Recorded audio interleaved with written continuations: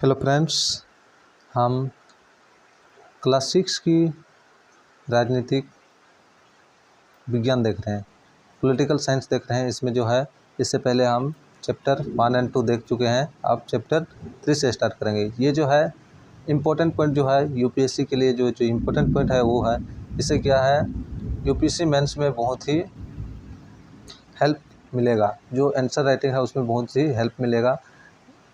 PT में जो prelims है उसमें इसे उतना क्वेश्चन नहीं आएगा, लेकिन इसे अगर यदि पढ़ लेंगे तो क्या होगा, मेंस में बहुत ही क्या होगा, आंसर राइटिंग करने में आपको सुविधा होगा, आसानी होगा। अब क्या कहते हैं, इस चैनल में जो है यूपीएससी टॉपर्स का कॉपी है, वो आप जाके यूपीएससी टॉपर्स का कॉपी देख लीजिए, फिर इसे पढ़िएगा तो आपको समझ में आएगा कि यहाँ से जो है किस किस स्टेप से जो ये है उसको यहाँ से आप ले सकते हैं। चलिए स्टार्ट करते हैं। ये जो है आज का चैप्टर 3 और ये है डायन कुप्रथा। चैप्टर 3 है, अपनी कोशिश के बदौलत हम निरंतर विकास के पथ में आगे बढ़ रहे हैं, लेकिन आज भी कई समस्याएं हमारे सामने हैं जिन्हें ख़त्म करना बहुत आवश्यक है। डायन प्रथा एक ऐसी ही समस्या है। तो ये देख सकते हैं क्या हो रहा है, हम अपने प्रयास से क्या हो रहा है, निरंतर जो है आगे बढ़ रहे हैं, विकास की ओर बढ़ रहे हैं, लेकिन क्या है कुछ कुप्रथा जो है अभी भी समाज में व्यापक था। इसी प्रकार का एक जो कुप्रथा वो क्या है, डायन प्रथा। ये क्या है, एक कुप्रथा है। ये देख लीजिए, 21वीं शताब्दी में भी डायन कुप्रथा का अस्तित्व में होना एक बड़ी त्रासदी है, एक बड़ी दुख की बात है। 21वीं सदी में भी जो है ये जो डायन कुप्रथा का अस्तित्व में होना, मौजूद होना बहुत ही दुख की बात है, क्योंकि 21वीं सदी में देश बहुत आगे विकास की ओर आगे बढ़ रहा है, लेकिन ये जो है कुप्रथा है वो क्या है, अभी भी विद्यमान है। यह एक अंधविश्वास है। ये क्या है, एक अंधविश्वास है। बस अंधविश्वास के कारण इसमें जो डायन बिसाह को माना जाता है। डायन बिसाह को सच मानकर लोग उसकी हत्या भी कर देते हैं। तो जिसको मानते हैं डायन या बिसाह घोषित करते हैं, उसको क्या किया जाता है, उसकी हत्या भी कर देते हैं लोग।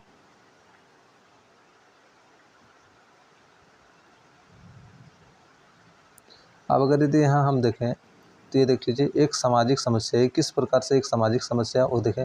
वैसे क्षेत्रों में जहाँ अशिक्षा है, लोग डायन बिसाह पर विश्वास करते हैं। तो जहाँ पे अशिक्षा है वहाँ पे लोग क्या करते हैं, इस कुप्रथा को मानते हैं। डायन कुप्रथा का वजूद भारत के प्राय सभी भागों में है। अलग अलग जगहों में या अलग अलग नामों से जाना जाता है। जैसे तेलंगाना, इसमें क्या है, दयान का नाम से जाना जाता है। कन्नड़ में पिशाच के नाम से जाना जाता है, और गुजराती में डाकिन के नाम से इसे जाना जाता है।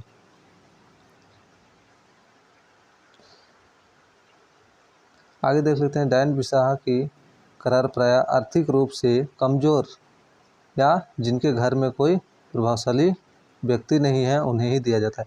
तो ये जो है डायन बिसाह का किसको घोषित किया जाता है, वैसे आदमी को घोषित किया जाता है जिसके घर में क्या है, कोई स्ट्रॉन्ग व्यक्ति नहीं है, कोई क्या है, कमज़ोर है, जो आर्थिक रूप से कमज़ोर है, या जिसका घर में कोई प्रभावशाली व्यक्ति नहीं है, जिसका पति नहीं है या बेटा नहीं है। वैसे जो विधवा हो जाते हैं, जो असहाय होता है, वैसे औरत या वैसे पुरुष को घोषित किया जाता है।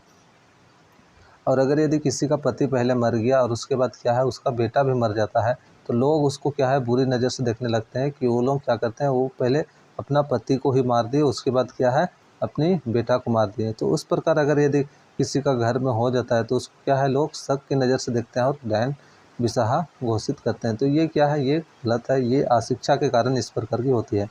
अपनी प्रतिद्वंदिता के कारण जमीन या धन हड़पने की कोशिश की नियत से किसी भी औरत को डायन या चुड़ैल घोषित किया जाता है। तो ये देख सकते हैं क्या है, गलत नियत से या तो जमीन या तो धन हड़पने की कोशिश के कारण इस प्रकार की घोषित किया जाता है। आगे देख लेते हैं, उसे तरह तरह की प्रताड़ित किया जाता है और बाद में उसकी हत्या कर दी जाती है या गांव छोड़ने पर मजबूर करते हैं। तो उसको क्या है, उसका ज़मीन हड़पने के लिए या तो धन हड़पने के लिए क्या करते हैं, उसे तरह तरह के प्रताड़ित किया जाता है और उसे गांव छोड़ने के लिए विवश किया जाता है या उसका हत्या कर देता है। गांव में यदि कोई बीमार हो या किसी कारण से किसी का मौत हो तो लोग डायन बिसाह की करतूत समझते हैं और ओझा गुनी या तंत्रिका के पास जाते हैं। तो ये देख सकते हैं, कोई गांव में बीमार हो गया, किसी का आकस्मिक मृत्यु हो गया, तो ये क्या है, डायन बिसाह का क्या हुआ मनता है। उसका जो है बीमार के तह तक नहीं पहुंचते हैं, क्या कारण है कि उसके तह तक नहीं पहुंचते हैं, और अंधविश्वास के कारण ये जो उसकी क्या है रूढ़िवादी मानसिकता बोल सकते हैं, वो क्या है पूर्व धारणा के कारण ये किसी को भी इस प्रकार के मान लेते हैं, उसके मानसिक कमजोरी के कारण। जबकि हकीकत क्या होता है,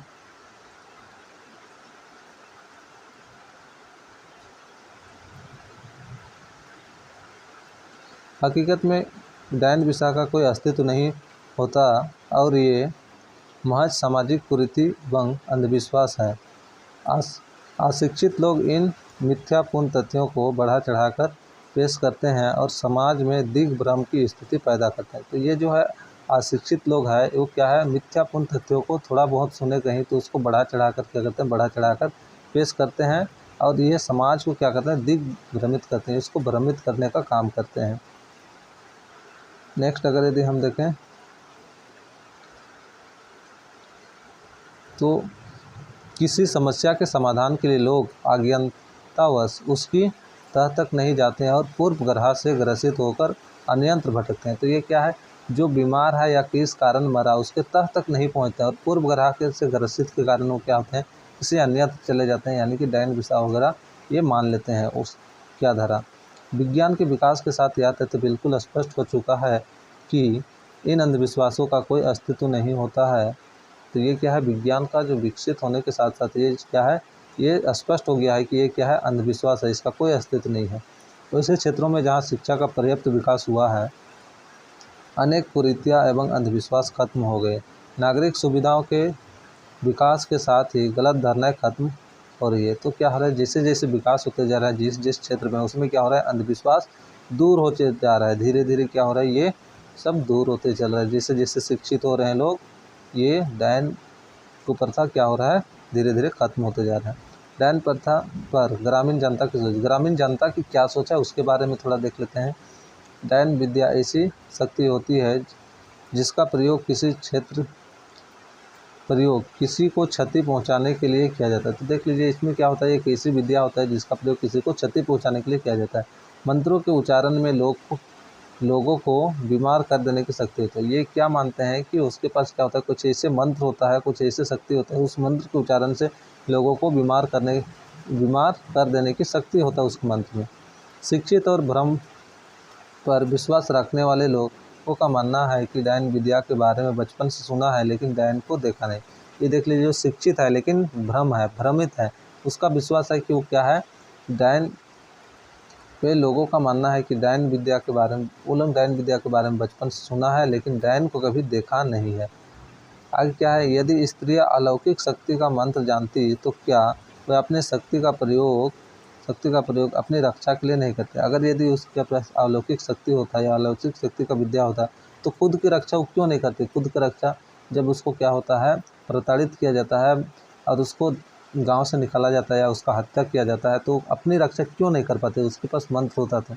तो ये सब क्या है, गलत है, मिथ्या है।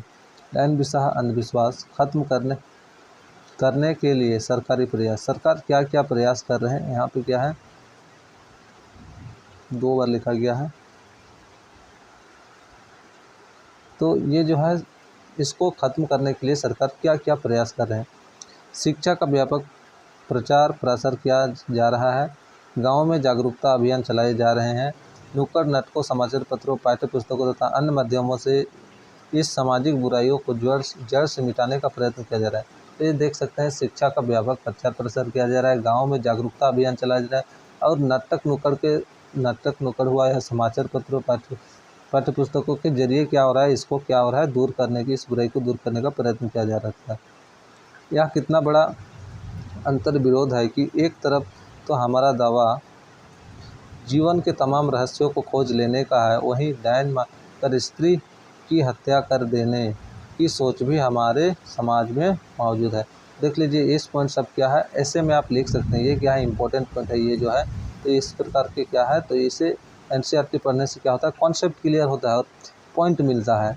आगे हम लोग बढ़ते हैं, डायन कुप्रथा से बचने के सुझाव। इस कुप्रथा से कैसे बचा जा सकता है। डायन कुप्रथा की समस्या अक्सर ग्रामीण क्षेत्रों में देखने को मिलती है। पंचायती राज में मुखिया या पंचायत प्रतिनिधि अपने अपने पंचायत में इस समस्या को पहचानते हुए लोगों को जागरूक करें तो काफ़ी हद तक डायन प्रथा के प्रसार को रोका जा सकता है। तो ये क्या है, किस प्रकार रोका जाए? पंचायती राज यानी कि मुखिया पंचायत लेवल में इसको कंट्रोल करने का कोशिश किया जाए, लोगों को जागरूक किया जाए, तो ये क्या हो रहा है, काफ़ी हद तक इसको क्या हो रहा है, कम किया जा सकता है।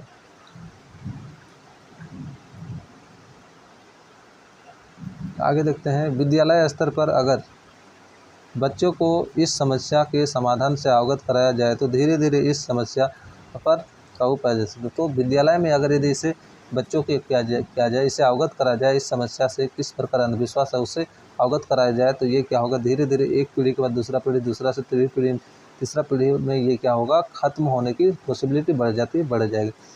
तीसरा क्या है, मीडिया भी इस समस्या के समाधान में अहम भूमिका निभा सकती है। ग्रामीण क्षेत्रों में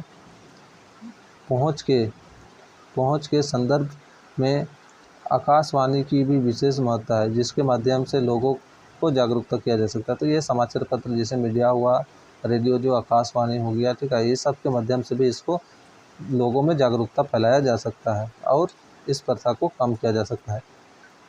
नेक्स्ट है 4 नंबर, इसमें ग्रामीण क्षेत्रों में काम करने वाले गैर सरकारी संगठनों को इस कुप्रथा को जड़ से ख़त्म करने के लिए युद्ध स्तर पर कार्य में लगाना चाहिए। तो ये जो है ग्रामीण क्षेत्र में काम करने वाले गैर सरकारी संगठनों को भी इस कुप्रथा को जड़ से ख़त्म करने के लिए युद्ध स्तर पर कार्य में लगाना चाहिए, यानी कि उसे भी इस कार्य में लगाना चाहिए जिससे डायन कुप्रथा खत्म हो।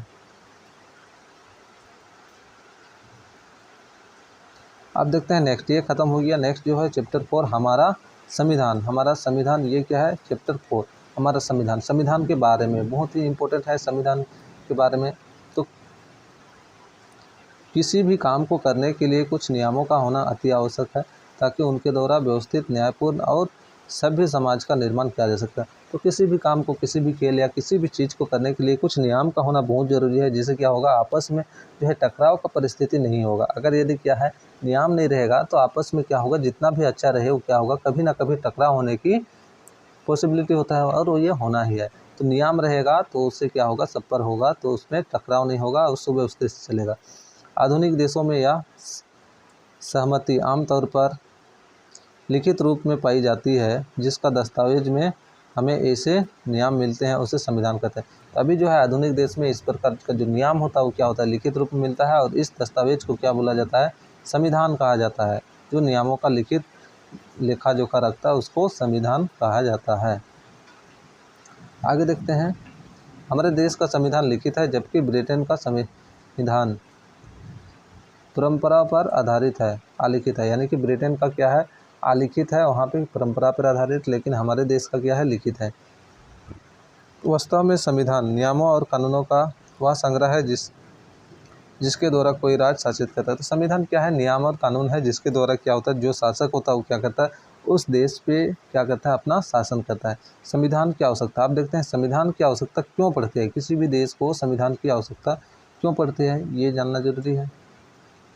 संविधान का मुख्य उद्देश्य व्यक्ति को कुछ मूलभूत अधिकार देना, उसका सुरक्षा का प्रावधान करना तथा सरकार एवं उसकी संस्थाओं की क्षमता की विभाजन करके सीमा का निर्धारण करना।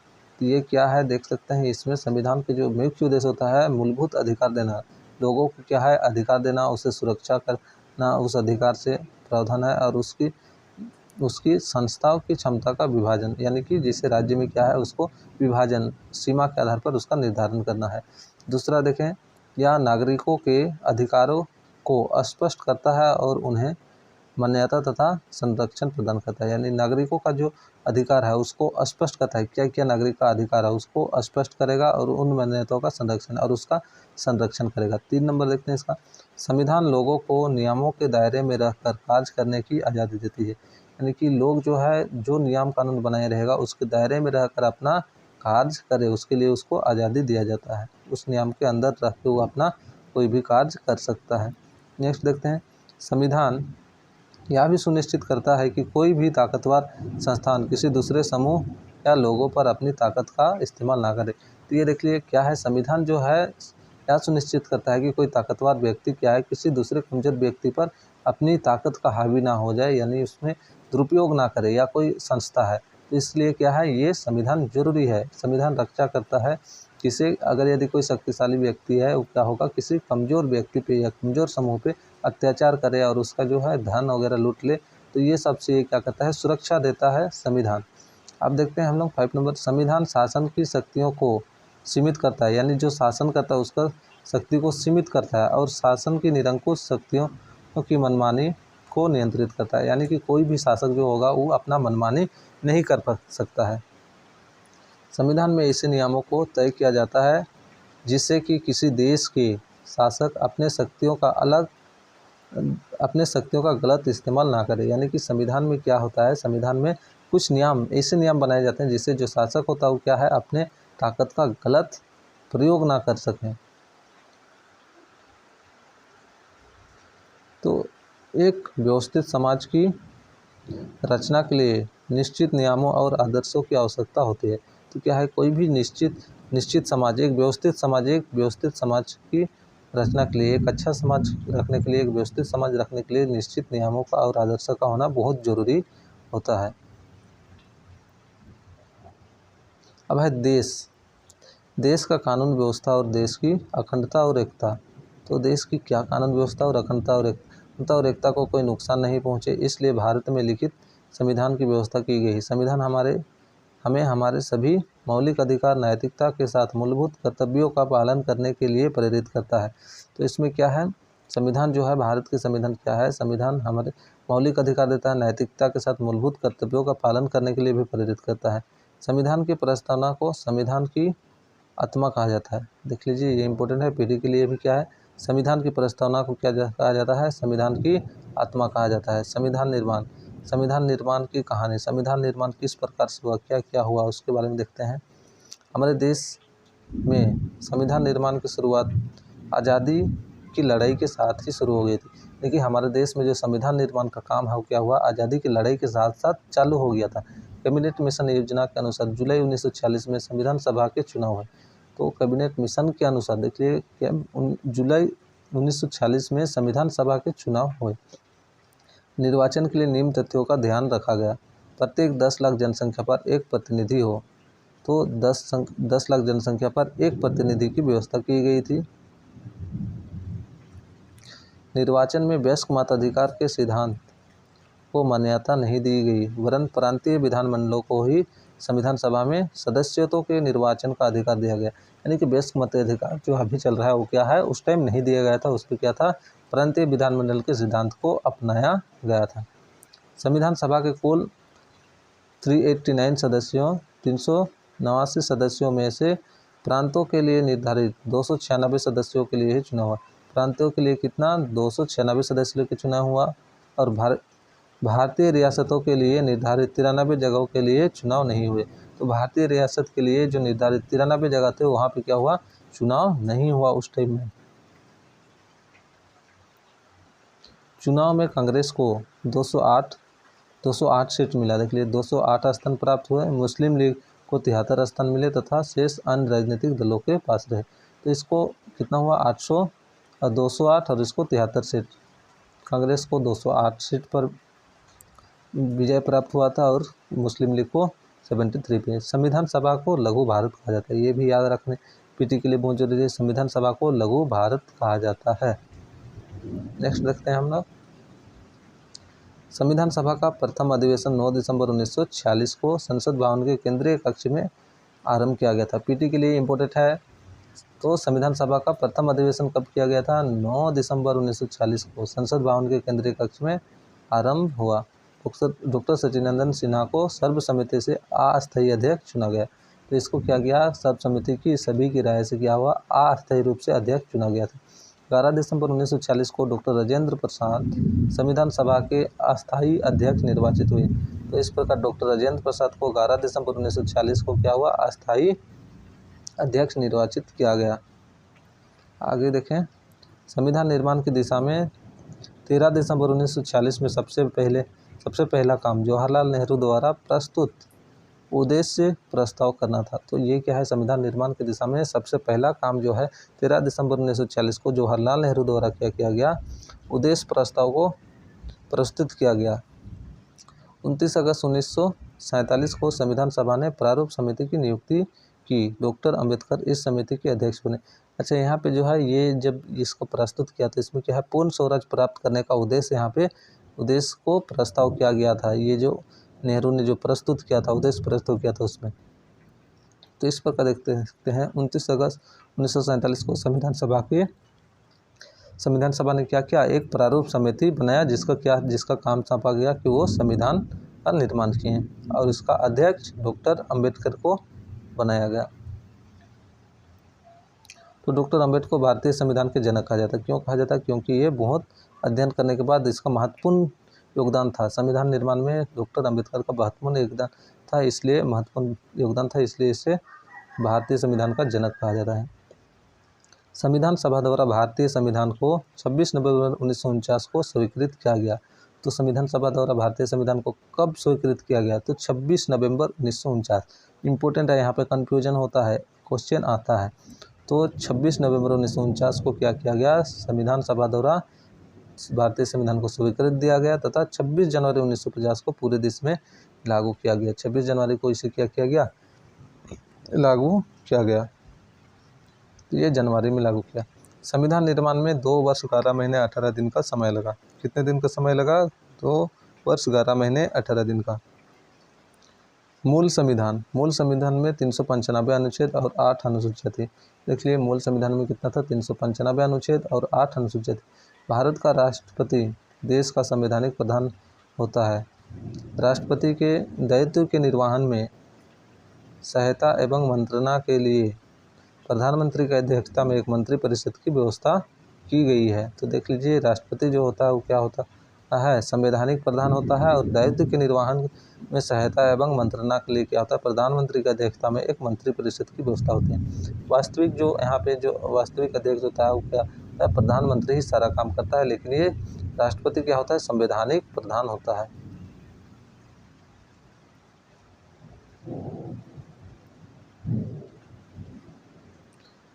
तो इसमें इतना ही, ये कंप्लीट हो गया।